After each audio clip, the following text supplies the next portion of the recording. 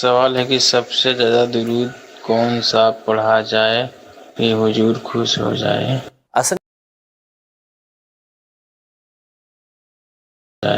اصل میں حکم یہ ہے کہ بہترین الفاظ میں درود پاک نبی پاک صلی اللہ علیہ وسلم کی بارگاہ میں پیش کیے جائیں۔ تو نبی پاک صلی اللہ علیہ وسلم اور آپ کی آل پر خوب درود پاک یہ پڑھنا چاہیے، اور اس میں جو بہترین اور اچھی صورت ہے وہ یہ ہے کہ مختلف درود پاک کے صیغے یاد کر لیں۔ یعنی یہ ضروری نہیں کہ آپ صرف درود ابراہیمی ہی پڑھیں، دیگر درود پاک پڑھنا بالکل جائز ہے، اور ان کے اندر سلام بھی موجود ہوتا ہے، اور سلام پیش کرنے کا بھی ہمیں حکم دیا گیا ہے۔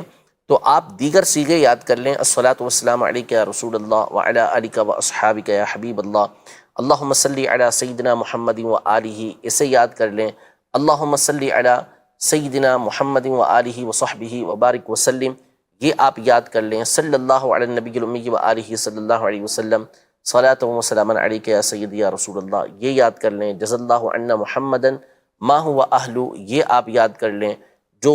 6 لاکھ درود پاک کا جس پر ثواب ملتا ہے، اللہم صلی علی سیدنا محمد عدد ما فی علم اللہ صلاۃ دائمۃ بدوام ملک اللہ، یہ یاد کر لیں۔ درود شفاعت ترمذی شریف کے اندر موجود ہے کہ اس کے پڑھنے والے کے لیے نبی پاک صلی اللہ علیہ وسلم شفاعت فرمائیں گے، اسے یاد کر لیں، اللہم صلی علی سیدنا محمد وانزلہ المقعد المقرب عندک یوم القیامہ۔ تو یوں درود پاک بہت سارے صیغوں کے ساتھ یہ پڑھا جاتا ہے، بدل بدل کے پڑھتے رہیں گے تو اس سے یہ ہوگا کہ آپ کی توجہ برقرار رہے گی۔ ٹھیک ہے، درود شریف کی طرف جیسے بعض اوقات ہم درود پاک دیکھتے ہیں کہ پڑھ لیں صلی اللہ علیہ محمد صلی اللہ علیہ وسلم، صلی اللہ علیہ محمد صلی اللہ علیہ وسلم، تو پڑھنے پر ثواب ملے گا، لیکن ہوتا کیا ہے کہ توجہ ہٹ جاتی ہے۔ لیکن ابھی آپ نے 5 مرتبہ یہ درود پاک پڑھا، پھر آپ نے صیغہ چینج کر لیا، تو نتیجہ یہ ہوگا کہ آپ کی توجہ اس طرف آ جائے گی۔